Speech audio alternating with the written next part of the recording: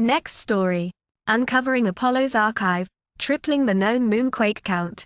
Rummaging through the dusty annals of space exploration, scientists have unearthed a forgotten treasure that shines new light on our lunar companion's dynamic character. Half a century ago, the Apollo astronauts, in a feat that marks one of humanity's boldest ventures, left behind on the moon's desolate surface a set of tools destined to peel back layers of lunar mystery. Among these were seismometers, designed to capture the moon's faint whispers, its quakes, a testament to the celestial ballet it performs with the Earth and the cosmos at large.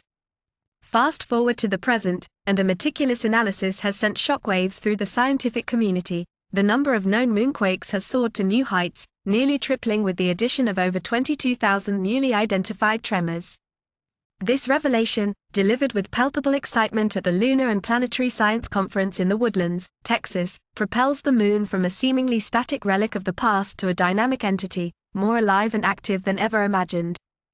Jeffrey Andrews Hanna, a distinguished geophysicist, couldn't hide his amazement, marveling at the moon's capacity to still surprise us, half a century after humans first set foot upon its ghostly terrain. The Apollo missions, a series of epic journeys undertaken between 1969 and 1977, had equipped the moon with two varieties of seismometers. The first kind diligently recorded the slow, undulating dances of long-period seismic waves, while the second was tasked with capturing the rapid, jolting movements of shorter-period quakes. For decades, it was from the long-period instruments that all the previously recognized moonquakes emanated, the data from the short-period counterparts muddled by the harsh realities of lunar temperature swings and radio transmission errors, beyond the deciphering capabilities of the technology of the time.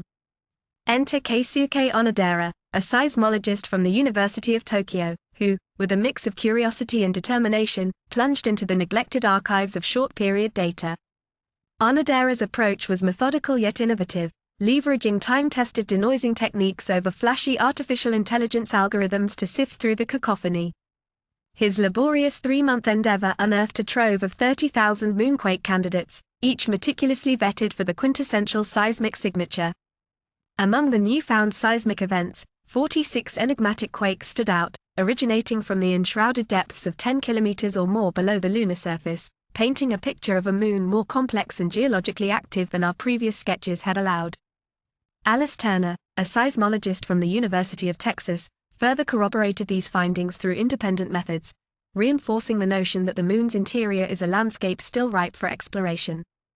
The discovery also invites a re-evaluation of the moon's B-value, an esoteric measure comparing the frequency of small tremors to larger ones. Contrary to expectations based on terrestrial analogues, the newfound quakes suggest a lunar interior that defies easy categorization, possibly hinting at ancient magmatic intrusions lying dormant in the moon's crust. As NASA gears up to place a seismometer on the moon's far side in the coming year, the scientific community waits with bated breath, hopeful that this will unlock further secrets of our nearest celestial neighbor. Meanwhile, Yosio Nakamura, whose unwavering dedication preserved the invaluable Apollo data, watches on, perhaps pondering what other revelations lie hidden within those reels, waiting for the light of discovery. In an age where the cosmos remains vast and largely uncharted, our moon, a familiar face in the night sky, reminds us that mystery and wonder can be found in our own celestial backyard, urging us ever onward in our quest for knowledge. Source: Science. Next story. Push to end controversial forced swim test in depression research gains momentum. Amid the labyrinth of scientific inquiry into the darkness of depression, a long-standing experimental practice, the forced swim test, FST, is now facing a sea change. Pioneered in 1977, this test has been a cornerstone in the study of antidepressant drugs, based on a simple premise: observe how long a rodent swims before resigning to float when placed in a container of water. The underlying assumption was straightforward: an afflicted animal would surrender sooner, whereas treatments like antidepressants would imbue them with a fighting spirit. Annually, this method has buoyed the research findings of approximately 600 papers. However, the tide is turning. A growing wave of skepticism has emerged, challenging the test's validity in truly gauging depression and predicting human reactions to treatment. Critics argue that the FST might not only be an inaccurate barometer of despair but also unnecessarily harsh on the test subjects. The recent decision by the United Kingdom's Home Office, echoing earlier moves by Australia, demands researchers to substantiate their use of the FST. This move hints at a broader intent to phase out the practice, signaling a pivotal moment in the realm of animal testing. This contentious scenario has propelled scientists to venture beyond traditional waters in search of more humane and accurate methods. Among them is neurobiologist Anne Mallion, who, along with the scientific community, finds herself at a crossroads, yearning for alternatives that are yet to be fully realized. The crux of the critique against the FST lies not only in its ethical implications but also in its scientific merit. Researchers and animal rights advocates argue that the stress induced by the test muddies the waters, making the interpretation of results less clear. The question looms large: do these tests accurately mirror human conditions, or are they merely a Sisyphean task, marching time and resources up a hill only to watch them tumble down? The quest for refinement in this field has led scientists like Marco Bortolato to innovate. His development of a test that evaluates persistence in the face of adversity, a mouse navigating a water tank with sinking platforms, offers a glimmer of hope. This test, which utilizes warm water to reduce stress, could be a significant stepping stone toward kinder and potentially more revealing research methodologies. Moreover, the push for diversity in testing recognizes that the spectrum of human depression cannot be distilled into a single model or test. The work of neurobiologist Moritz Rossner exemplifies this approach, with his partially automated system, Scivi-Co, monitoring mice through a series of behavior tests that cover a range of symptoms. This method has already offered nuanced insights into treatments like lithium for bipolar disorder, underscoring the limitations and opportunities of current and future testing paradigms. As the scientific community sails into uncharted waters, the collective resolve to refine, innovate, and empathize could very well reshape the future of depression research. This shift not only promises more ethically grounded practices but also holds the potential to unlock deeper understandings of mental health, steering us closer to the shores of hope and healing. Source: science.org. Science. Next story. Unlocking the potential. How long can your brain really last?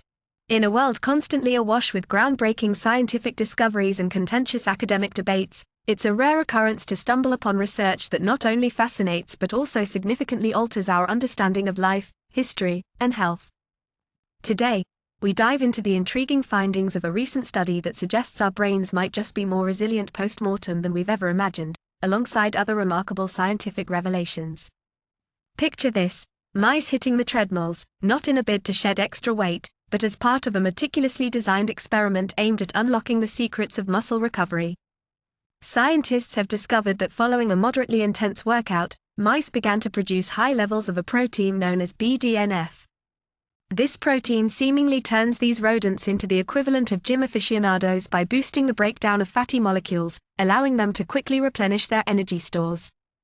The implications for humans are monumental, suggesting potential treatments that could amplify our exercise capacity and combat health issues related to obesity. But let's delve into even more fascinating terrain. Imagine the brain, that soft, intricate mass within our skulls, regarded as the delicate powerhouse of human existence. History tells us that, upon death, this organ is the first to succumb to decay. However, Alexandra Morton Hayward, a forensic anthropologist from the University of Oxford, has unearthed evidence to challenge this notion. In a groundbreaking new study, Morton Hayward and her team have identified over 4,400 instances of ancient brains remarkably preserved for up to 12,000 years post-mortem. This discovery begs the question: could there be an unknown biochemical process safeguarding our brains after death? This revelation not only piques curiosity but also holds the promise of offering a richer, more detailed glimpse into our ancestors' lives through the examination of preserved neural tissue.